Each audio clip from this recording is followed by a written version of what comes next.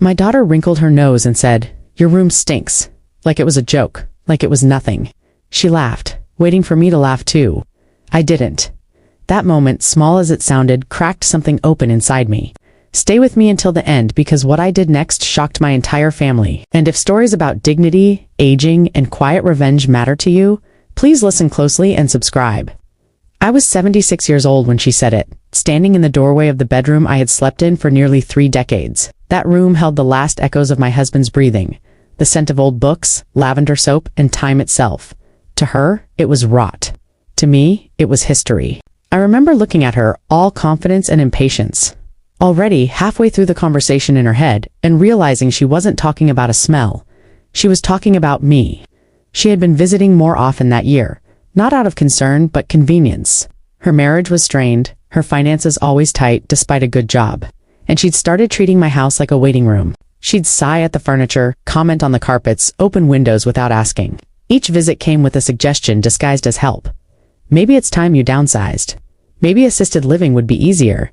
Maybe this place is too much for you now. I nodded, smiled, told myself she meant well. I raised her alone after her father died suddenly. Heart attack, no warning. I worked, saved, sacrificed, skipped vacations, wore the same coat for years. I made sure she went to college without debt. I told myself that was love, and maybe it was, but love doesn't always grow the way you expect. Somewhere along the line, gratitude quietly expired and entitlement took its place. The inheritance conversations started subtly. She never said the word outright, but it hovered in every remark. What would happen to the house? How expensive upkeep must be? How stressful it would be if something happened to me suddenly? She talked as if my life were already a problem to be solved. I listened because that's what mothers do, even when the listening hurts. That day, when she said my room stank, she followed it with a solution. We should get rid of some things. Old clothes, old furniture, old habits. She waved her hand like she was clearing dust.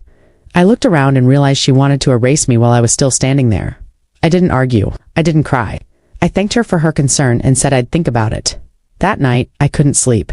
The house felt different. Not smaller, but less safe. Not because of burglars or stairs, but because the person I thought would protect my dignity was actively stripping it away. I lay there understanding something painful and freeing at the same time. I didn't owe anyone my decline. I didn't owe anyone my patience. And I certainly didn't owe anyone an inheritance.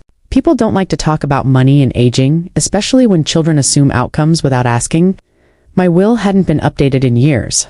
Everything was still set up from a time when I believed being a good parent meant leaving as much as possible behind. That night, I questioned that belief. What if being a good parent also meant modeling self-respect? The next morning, I called a lawyer. Not dramatically, not angrily, but clearly. We reviewed everything. The house, the savings, the accounts. My husband and I built brick by brick. I felt strangely calm as decisions took shape. For the first time in a long while, the future felt like mine again. Over the next few months, I did something radical. I imagined a life that didn't revolve around waiting. Waiting to be visited. Waiting to be needed. Waiting to be gone. I sold the house quietly, without telling her first. It sold fast. The market was kind to me. I donated what I didn't need, kept what mattered, and booked a flight to see places I'd only read about. Then I found it. A small home by the water, sunlight pouring through wide windows, clean lines, fresh air. It wasn't extravagant, but it was beautiful. It felt alive. When I walked through it, I didn't feel old. I felt present. I bought it outright. No debt, no apologies. When my daughter found out, her shock was almost theatrical. She asked what I was thinking. I told her the truth. I was thinking about living. She accused me of being selfish. I reminded her who paid for her education, her wedding, her safety net. Silence followed, heavy and revealing. I didn't cut her off. I didn't scream. I simply stopped shrinking. Some people mistake access for entitlement. Losing one reminds them of the other. I moved into my dream home with a sense of peace I hadn't felt in years, knowing I chose myself without harming anyone. The first night in my new home was quiet in a way that felt intentional, not lonely. I unpacked slowly, placing each item where it belonged without anyone commenting or correcting me. No sighs, no suggestions, no looks that implied I was behind schedule. Just me, the sound of water outside, and a sense of arrival that had nothing to do with age and everything to do with agency. I slept better than I had in years. Of course, peace never goes unnoticed by people who benefited from your discomfort. My daughter called again, this time softer, confused rather than angry. She asked how I could make such a big decision without consulting her. I told her something I had never said before. I didn't need permission. The line went quiet, not disconnected, just stunned. That silence said more than any argument ever could. I began to see our relationship more clearly once I stepped out of the role she had assigned me. For years, I had been the reliable backdrop of her life, always present, rarely centered. When I stopped performing that role, she didn't know where to place me. Neither did I at first. There was grief in that realization, but also relief. You can love someone deeply and still refuse to be diminished by them. Living on my own terms changed how I moved through the world. I woke when I wanted, ate what I enjoyed, left dishes overnight without guilt. I made friends with neighbors who knew nothing about my past or my family drama. They saw me as I was, not as a utility. Conversations were about books, weather, small dreams, not about what should be done with my things after I was gone. I noticed how often older people are spoken about in the future tense, as if we are already memories. I refused that framing. I enrolled in a local art class, badly, joyfully. I learned to swim again, slowly, carefully, laughing at my own awkwardness. None of it was impressive. All of it was mine. I wasn't filling time. I was inhabiting it. My daughter eventually visited. She walked through the house, looking around as if searching for flaws she could name. There were none she could use. The place didn't smell like age or decay. It smelled like possibility.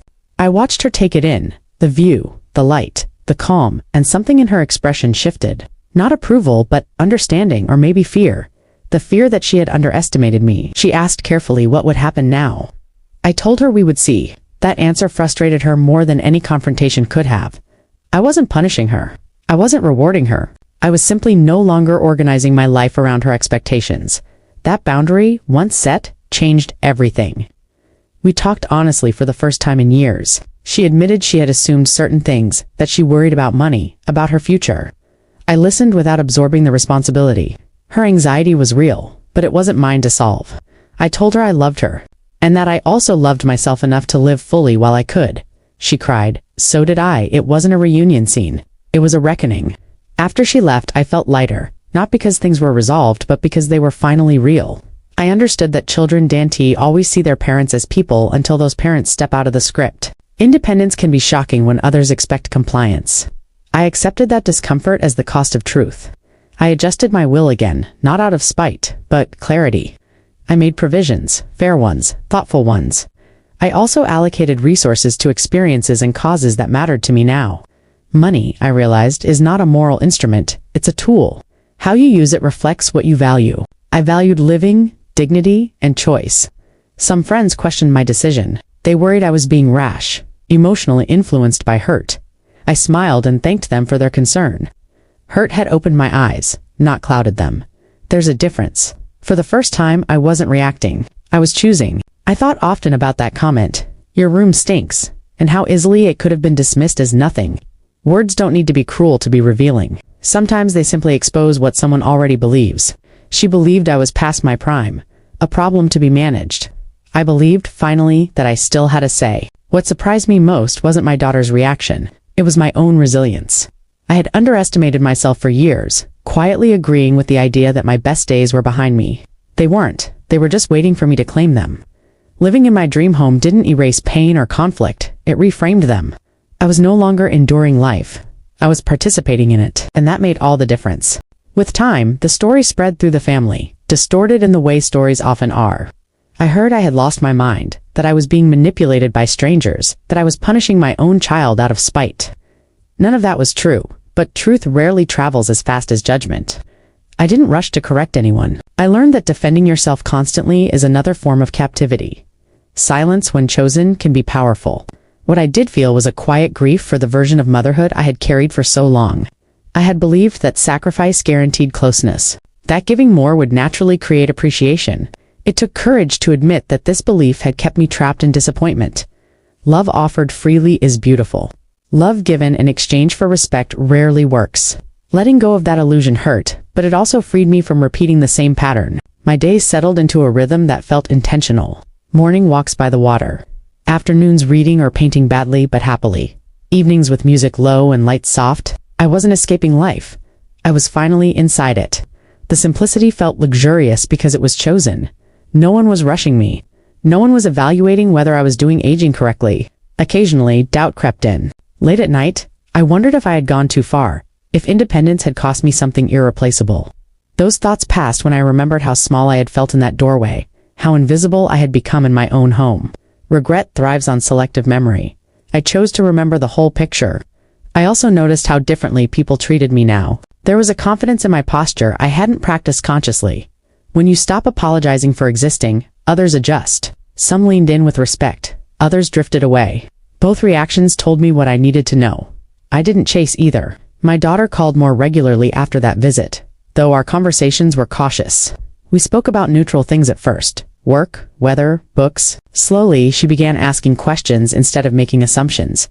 It wasn't an apology, but it was a beginning. I didn't rush it. Repair, if it comes, needs room to breathe. One afternoon, she asked me if I was happy. Not sarcastically, not defensively, just asked. I paused before answering because happiness is a heavy word. I told her I was content, and content felt honest. Contentment doesn't demand constant excitement. It offers steadiness. She seemed to consider that quietly. I realized then that children often fear their parents' independence because it reminds them they are not in control.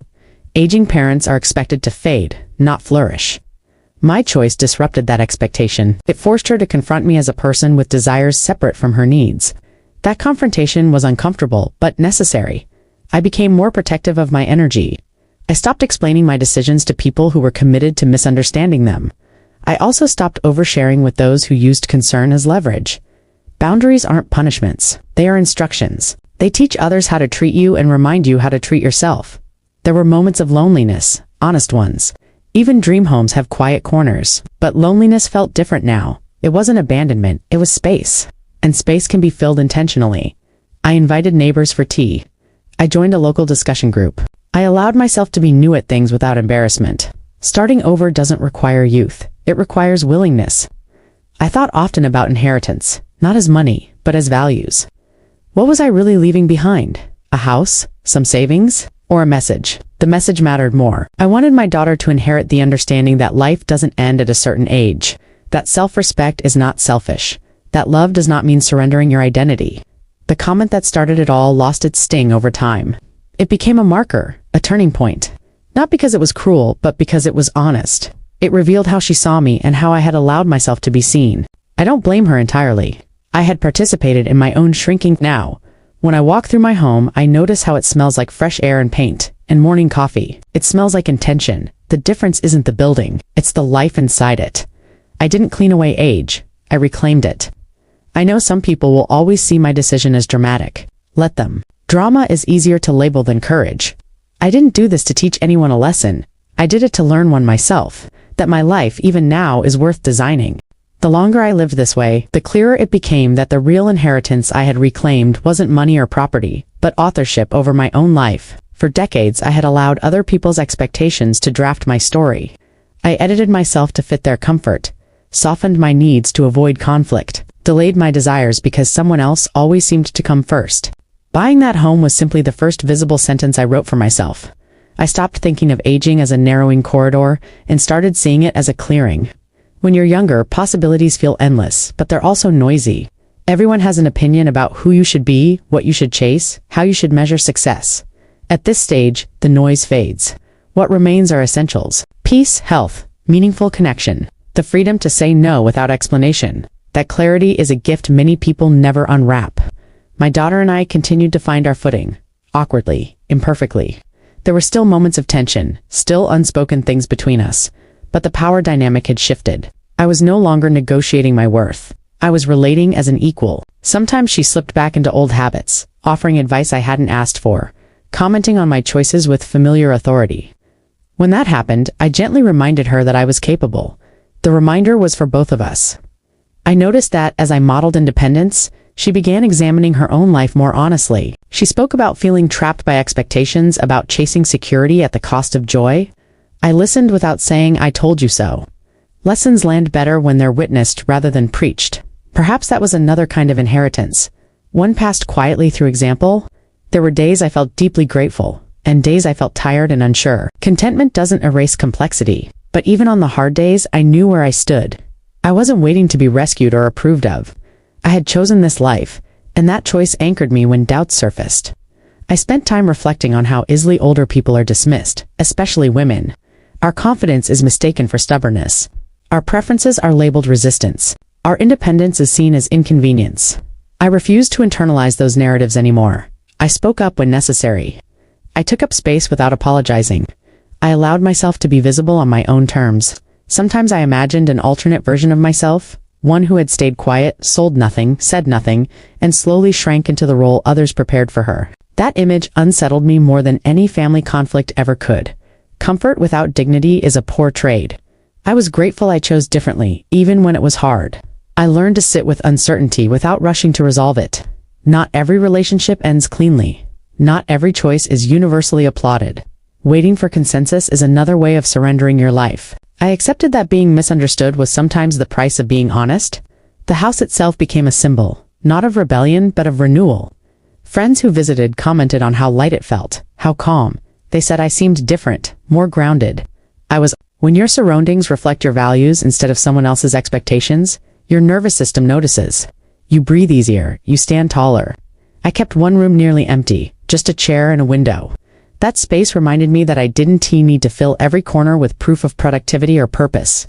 Being is enough. Rest is enough. Silence is enough. I wish I had known that earlier, but knowing it now still counts.